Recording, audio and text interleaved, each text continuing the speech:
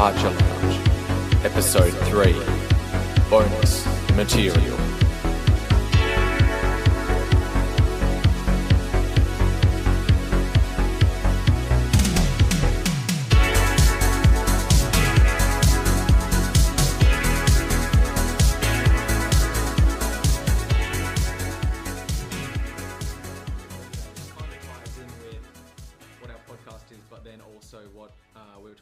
Technology and everything like that is what effect it has had on the depth of travel experiences. Back in the day, you used to travel somewhere and it used to be full of their own culture and you didn't know much about it. Whereas these days with Instagram, the internet and everything, you'll literally see all the greatest photoshopped photos and stuff of all these places. And then you'll travel somewhere and it's a very shallow experience because you've seen so much of it. You're not just coming there like kind of fresh-faced or anything like that. The photos can't communicate the smells and those particular moments in time. Maybe they can communicate the sights, maybe. Yeah, well, most of the time people go with this romanticised view of like what something's going to look like, maybe like Notre Dame Cathedral or whatever, and all of these things, and Stonehenge, and then you get there and it's packed with people and it's covered in scaffolding and all of these things. So in terms of that, yes, travel still has its place in terms of smells and sounds and experiences and all of that.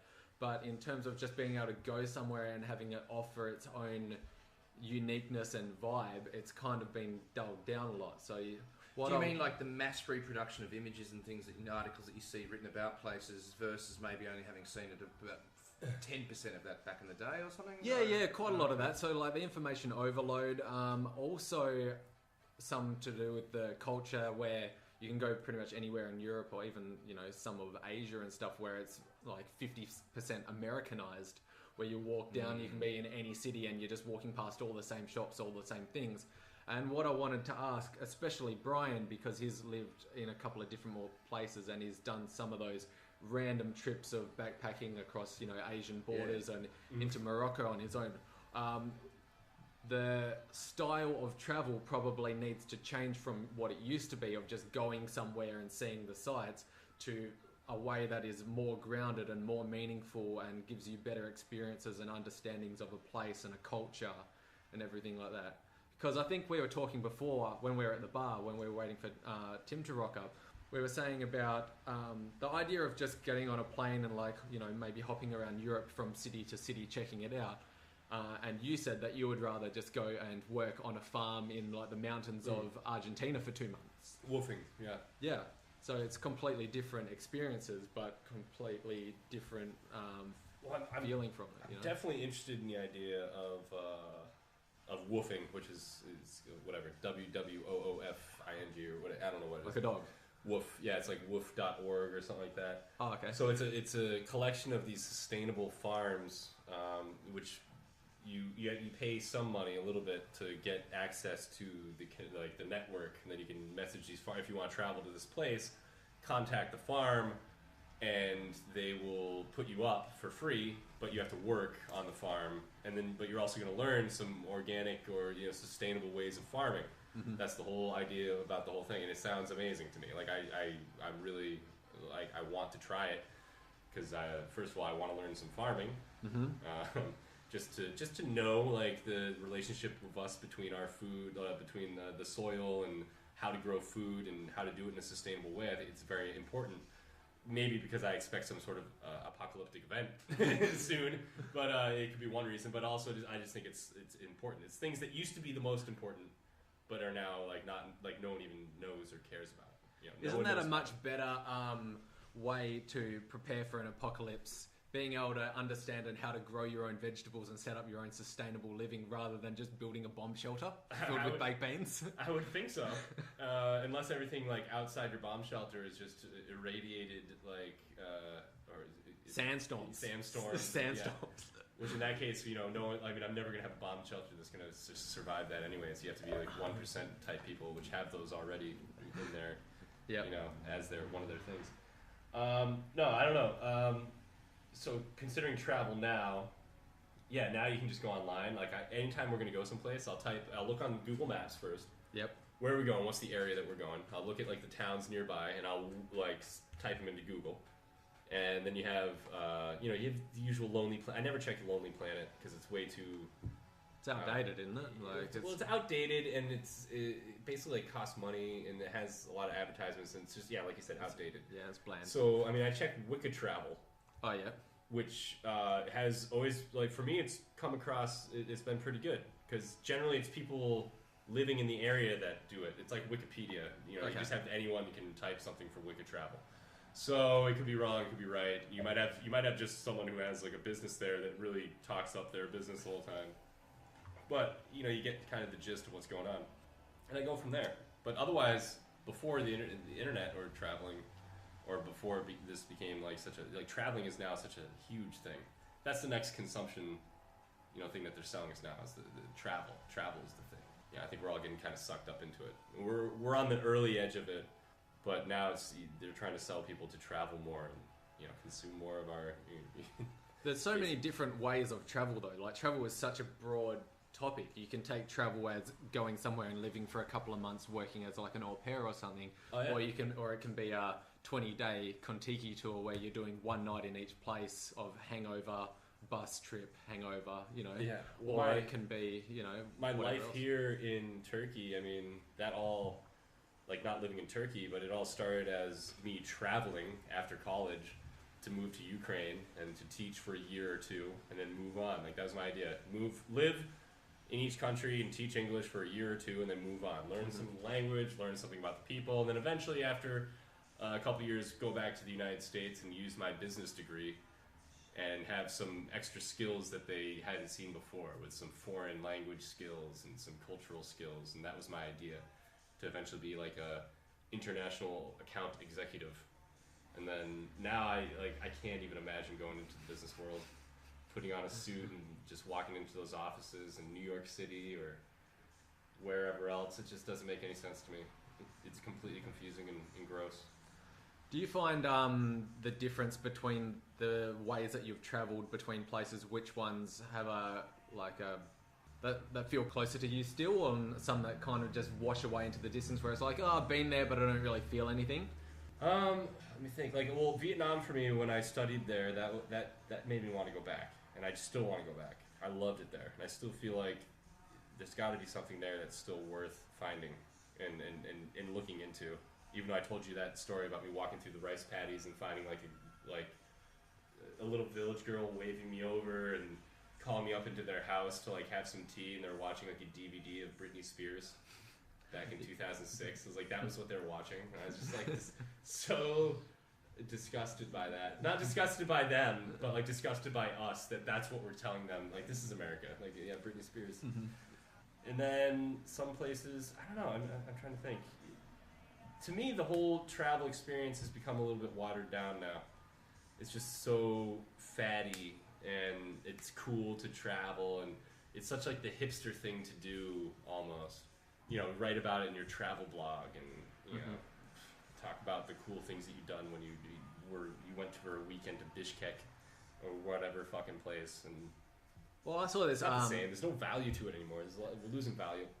Yeah, and I think it's kind of gone along that kind of trajectory of the short attention spans and kind of the ego things and stuff. A few weeks ago, I read this article about this chick. I think she's from America, maybe from somewhere else, and she's literally doing this thing where she's trying to hit pretty much every country the quickest. So I think so far she's done 180 countries in maybe 400 days or something like that. That's great. What did you learn? Exactly. So she's putting up these photos and writing these things about underrated places and the best and this and that. And I worked it out. It's literally 3 days per place, and that includes traveling from place to place, includes your sleep time, includes everything that. So she has a lot of insight in airports. 1 day in each place, which will literally be the main place where you landed, walk around the city and come out again. Right. Take your Instagram photos and get out with zero grounding whatsoever. Because, I can look back at times where we tried to fit in too much too soon. And we tried to travel. We wanted to see, we'd spend a couple days here and go to the next one. And what it ends up being is, you spend a lot of times sitting on a bus, a lot of times sitting in a plane, a lot of times sitting at the airport. You're If I would be really upset if I knew the actual overall time that I've spent sitting in an airport or on a bus or on a plane or some form of transport. I guarantee it's a couple of years of my life, and that's a depressing thought. So if you're gonna want to if that's your goal is to see every country within a year or something, okay, good for you. You got a lot of stamps in your passport to show people, but what the fuck did you really learn? Yeah. Maybe some travel tips on how to pack quickly and you didn't learn anything about any of those cultures or do anything worthwhile, in my opinion. That's me though. There might be people. Yeah, well, I wanted to ask you this because a lot of people say that they really like Budapest and stuff, and I went there for 3 days, and even though it was a good few days, it was pretty much as if I'd had 3 nights out in Kalaichi kind of thing.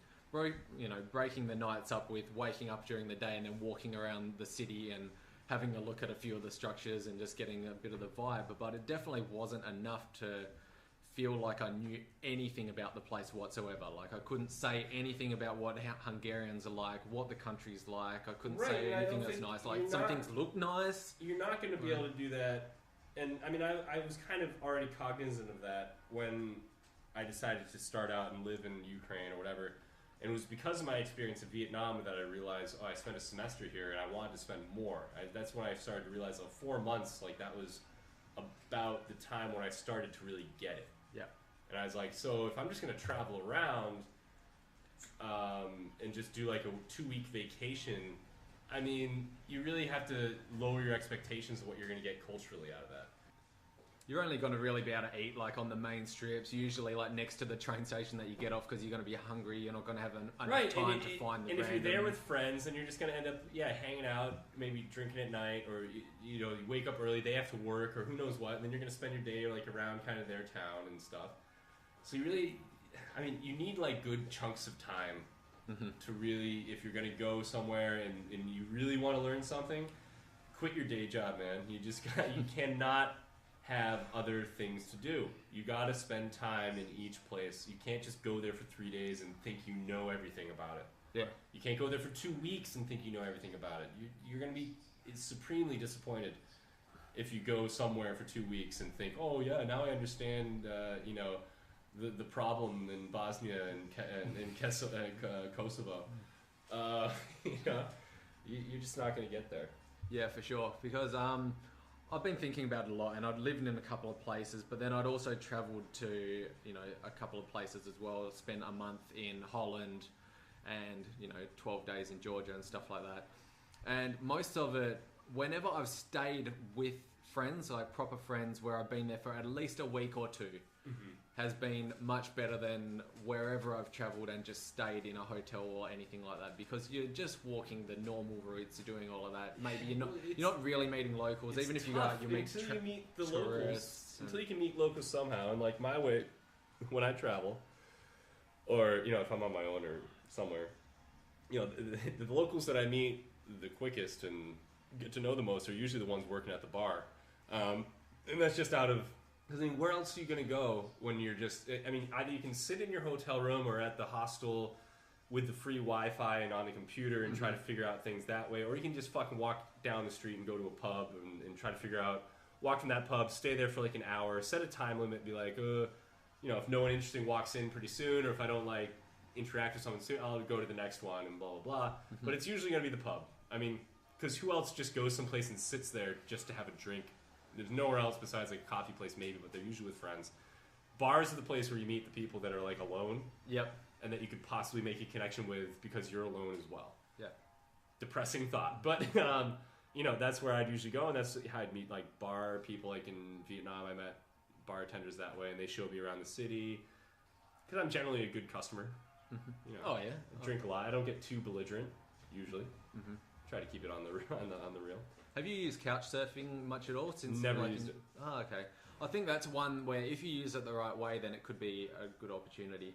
A lot of people kind of decline or ignore messages to stay, but it's a good avenue for if you're going to a new place, sending the old random message of someone that's actually a local, that is a bit of a traveller, so they're open and stuff, to meet up for a drink. And then you can meet some of their friends, and then you kind of get out and about, or you might end up going to a dinner and drinks at someone's house. I've always just felt like it's one of those weird things. It's my own social anxiety or phobia. I just don't like hitting someone up, be like, hey, I mean, I have this new couch surfing profile. No one stayed with me. Can I stay with you? And it's like, no, you can't because you haven't had anyone stay with you. And that's fine because I probably wouldn't want people to stay with me on couch surfing. It's one of those things where you have to like give to take, and I'm not going to give, so no one's going to give to me, so I don't even try. Yeah, well, that's one of the things, but that's only one aspect of it. It does have a, that social meet-up kind of aspect to it as well. So you can just go, coffee or show us around town, and that's it. You don't need to stay with them, Right. And that was probably one of the best things out of that month and a half that I had through Holland. And I stayed with a friend for about, 2.5 weeks. And I went down to Belgium and stayed with, a couple of friends that I'd met from Antalya. And probably the best time that I had was through someone I met on couch surfing in a small town up in northern Holland, which is like Friesland. They don't really get any Australians or travellers up there, even though everyone goes to Amsterdam. Yeah, and all that. Well, because the major cities are like Rotterdam, that, and another one near the border, and then no one goes up into like real north of there. Yeah, and so I met some people up there, and they were just super nice. And in those couple of days, it was like super cold. I went out for a couple of drinks to some random bar that's got all these different weird beers and stuff. And some of her friends came, and they were all Dutch, living in this kind of small town up in the north. And then, you're kind of hopping around town. She got one of her friends to come with a couple of bicycles, like, the weird, funny-looking Dutch bicycles. Well, because the bicycles there, like, they're just normal utilitarian. They just get them from A to B. They're not like nice, souped-up cars. They're just, like, normal, like, ding, ding, going down the street. Looks like the kind of bikes that they were riding on Sound of Music. And, so we were kind of bar-hopping around this little town when it was about 2 degrees, and we were all wearing jackets and beanies, like, riding these bicycles across cobble streets and stuff. And that was easily by far probably the most memorable moment from a month and a half, was just finding some real locals in a place that doesn't have any of this kind of touristy stuff, and just finding some interesting stuff to do that they were doing in their normal life. That is what they would do on a weekend. They would jump on the bicycles and go around these little bar things and meet a couple of friends. And it was kind of, it was away from the tourist traps, away from that. And I was the only foreigner that I found the whole time. It was just Dutch people everywhere, Definitely. So that is the holy grail of when you're traveling, is when you meet the locals and they just take you out for their normal night out. And it happens to be a good night out, just because it's going to be a good night out for you just because it's different and it's new. For them, it's like every other weekend. Like, if anyone comes to visit us here and we take them out on a Friday or a Saturday for the weekend here, for us it's normal. Yeah. But like, if my sister came, or when she did come, she was like, "Oh, you guys have a lot of fun here. This is really, this is amazing." It's like, "Oh yeah, I guess so." Yeah. It was just different because it was different. It gets those things that are different gets your body to pump out those chemicals, the dopamine, all those great feeling chemicals that you usually take drugs for. Just new experiences will do that for you. Especially when you can find the situations where you can be comfortable enough, but even as a foreigner, you're the minority there. You're not in the majority of foreigners, where you can go to all these European cities and go out in town, and it is 80% foreigners that are all backpacking on from different places, where it doesn't feel like you're kind of in a place like that. You can be in anywhere, and it's this weird dynamic. It feels special, right? Yeah. Yeah, these other people are like, "Oh, well, how'd you meet these guys? Or how'd you do that?" It's like, well, I don't know. I just met this guy, and then he took me to his house, and we hung out, and then we went out. Yeah, it's easy. It's not like an exciting story always, but you get that local experience. It's always better than the generic. We paid for our Airbnb, and then that was it. Yeah, of course. Well, apparently, have you ever done Airbnb?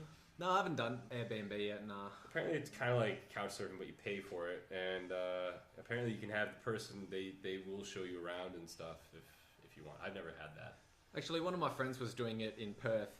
He had a place which was like between the city and the beach, so it was quite good. And he's like, him and his partner are super cool, and they were just trying to save a little bit more money. So they opened up their back room, and we're having some travellers staying there, and they'd kind of take them around and stuff. Well, the Airbnb, I think, has some different ones. It's just like you can take a room in someone's place and they'll show you around and do that stuff. Yeah, no, sometimes they just rent out a room and you tell them that. And you give you an extra set of keys and then they give you the rules. And you're still paying. But you kind of get a hotel experience. Like maybe they make you breakfast in the morning. Mm-hmm. Or, they supply some things for you, or well, that's show what you it is, like bed and breakfast, bed and breakfast setup. But Right. some of them do like this full like I've got an empty apartment, we'll rent it out, and it's just like staying in a hotel. and you never see like, them. and it's pointless. You get the keys from on the street or something. They can go up the hotel. yeah. I only did it once in Istanbul when Phil did it because he paid for it. He's like, "Oh, if you come up, I'll pay for it." I was like, "All right, I'll go." And so he paid for it, and it had this beautiful view. It was on the top floor of some apartment. You had this beautiful view of the Gala Tower, and like just this like kind of cityscape a bit. And it was a nice thing. But otherwise, yeah, I've never really looked into it that much because it's not cheaper. Yeah. I always go for the cheaper thing. I'm a cheap traveler. Yeah, so I'll go on Booking.com. Yep. And find the cheapest thing. Not the cheapest. I find like the value. The most value, especially when they've got like that little sale, like dipping thing. I always and gotta you're look at just the ratings. I don't like going below a rating of 7. You know, like a 7 rating or below to me is even if it's the cheapest. Like you're I don't roughing want to do a it. little too much. It's a I'd bit like sketchy. to keep it around the good range, not like the poor range. So yeah, Booking.com. I'm a Booking.com genius. I don't know if you've achieved that. I'm not too level. bad. I've been using it a fair bit.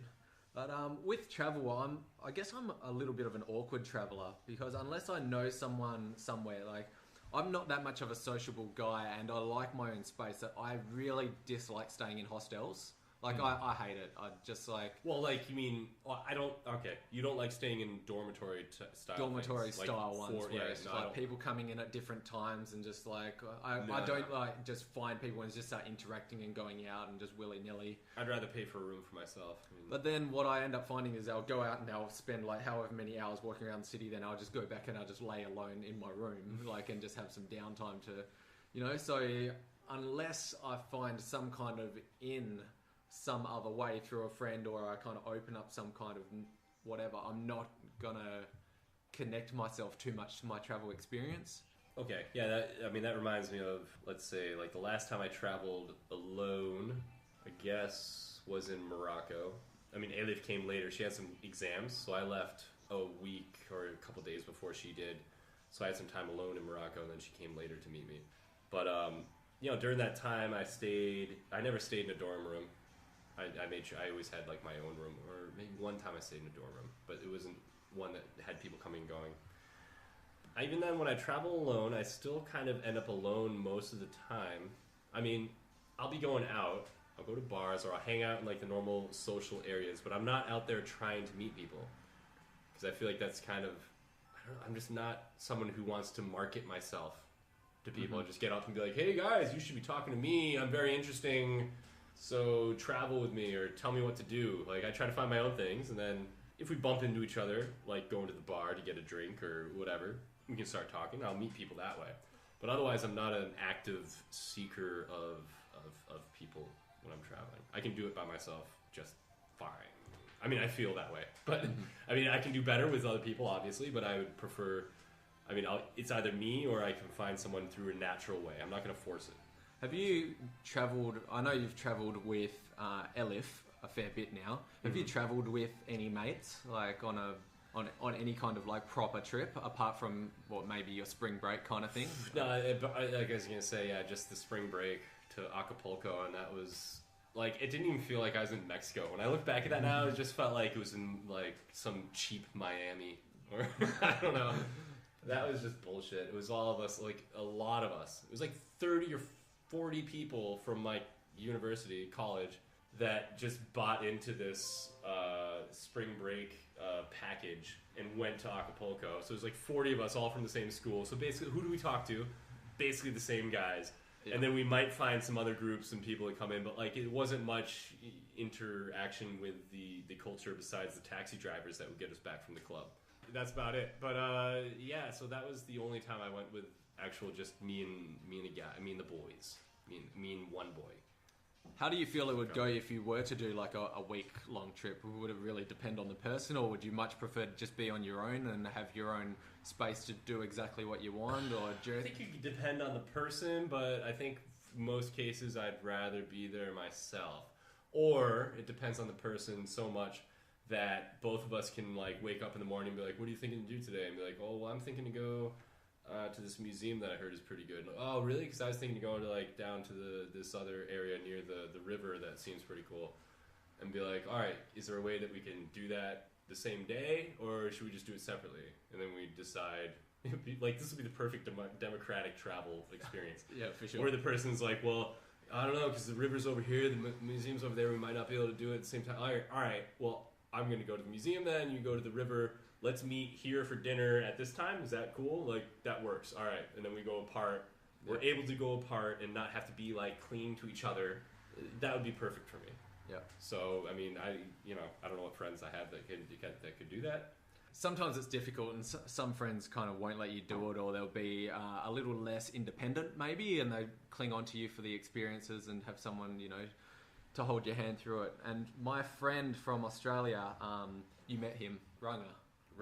Yeah, I just saw him on Facebook. He shaved his head or something and stuff for some cause, I guess. Yeah, he's got this wicked story of when he went to Cambodia. So, who doesn't have a good Cambodia story? Cambodia is like a place that you just get stories in.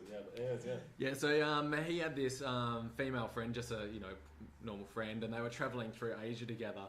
And there was one night where he kind of wanted to go out. She didn't. Like, she didn't really like doing things apart and stuff because it was kind of a bit like clingy, not so independent and stuff. Well, why did you even come here? If spend time with me. Yeah, I got it.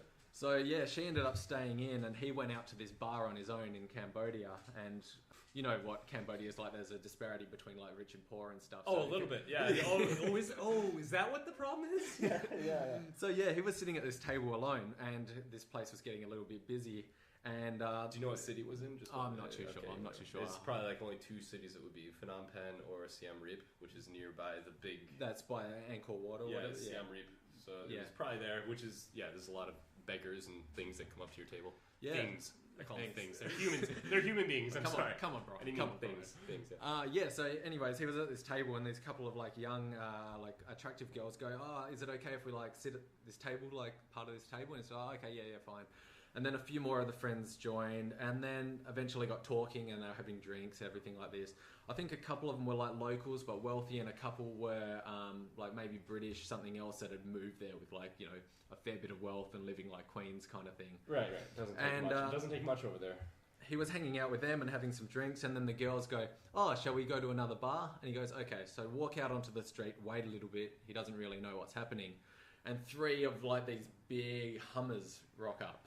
And he's just like, whoa, like thinking, oh, there must be some pretty important people here. And the girls are just like, all right, get in. And it's just like, oh, what the hell? Am I being abducted? Yeah. And it's like, okay, these ones are ours. So they end up, bar hopping to all these places, getting straight in, drinking and all of that. Afterwards, it's just like, oh, well, let's just, like go back to, like a couple of them were living together and goes, oh, let's go back towards our place and we'll have some more drinks there. It's like this massive like mansion up on the hill kind of thing. Yes. And so, yeah, he ends up staying, going on his own away from his friend that had been travelling together just to go and have one drink, and ends up spending this whole night and no idea where he was, just like with this group of like rich young chicks, just like living the high life in like some mansion, like, and then waking up the next day and be like, okay, I got to get back to my hostel. And then it's like the old like wake up and be like, oh, so what did you do last night? It's just like, I can't even try to tell you the story. I'm not going to ruin your life by telling you what I have. Well, I was waiting for that story to turn around to be something bad, and then it just... But that would have never happened if he didn't go out on his own. Right. If he was with that chick, then like you lean on that person too much. You don't open yourself up as much to these opportunities, and someone might have been pulling and going, oh, I want to go home. Oh, okay, I probably should go. Like, I'm not just going to let you find your way home on your own. And, that's true. The obligations to someone else kind of can restrict you a little bit. That can suck anytime, yeah. Like, the one friend is like... I really appreciate my friends that I have been with and traveled with. There's one that came here to visit me in Turkey, Greg. He came. We went to Istanbul the first day and the first night. We walked around Istanbul. We're out in the sun all day, and I don't know what happened. For some reason, he got super sick. Mm-hmm. And... just spraying out both ends, if you know what I mean. Okay, so yeah. He just was, and I was kind of fine. And my whole reason I was even in Istanbul, I'd already been there. I've already seen the sights, and he was there, but he was just bedridden, like in the bottom of this gross hostel, because I was so poor then, he was poor. Like, we were just in the shittiest corner of this hostel. It was like walking through steerage on the Titanic. We had to go through a fucking 24 bedroom to get to our little 8-man room. Like we could spring for the 8-man room because we didn't want to pay for the 24-man room or whatever the fuck body room it is. So we had 8 people in our room, and he was just there. He just shit himself and puked himself like the whole day. And I just kept going. I was like, all right, dude, you all right? He's like, yeah, just go, it's fine, you know. And I really appreciate him for not being like, no, you need to help me and bring me to the doctor or do these things. He's just like, literally, he's like, go away. Like, this is me when I'm sick. Or, like, or saying go with like those massive guilt undertones in it. Yeah. It's like, well, if you want to go, then just go. Oh, right. And I'll be fine here. Passive aggressive. Yeah, if you want to be that kind of friend, that's great. Like, oh, you really like? All right, I'll sit here next to you while you're doing that and just be miserable. No, he was like, go away. Yeah. He didn't want to see me healthy. First of all, I think he was somewhat selfish just because of that. And he didn't want to see me. He didn't want me to see him shitting himself in bed. Okay. And then just turning the sheets over. I can't imagine. Like the story he tells me afterwards, I had no idea how much he was like, I shit the bed like 3 times. I was like, holy shit. He's like, yeah, I ruined that mattress, ruined those sheets. Like, we left there, like, who knows what they think about us. I was like, well, that's great. That's a great story. So anyways, I'd be very upset if it was a friend that was like, no, you need to help me and bring me to do this. Like, yeah, nightmare. Can't handle people like that need me to, like, make their experience better. Yeah, for sure. All within you. All this.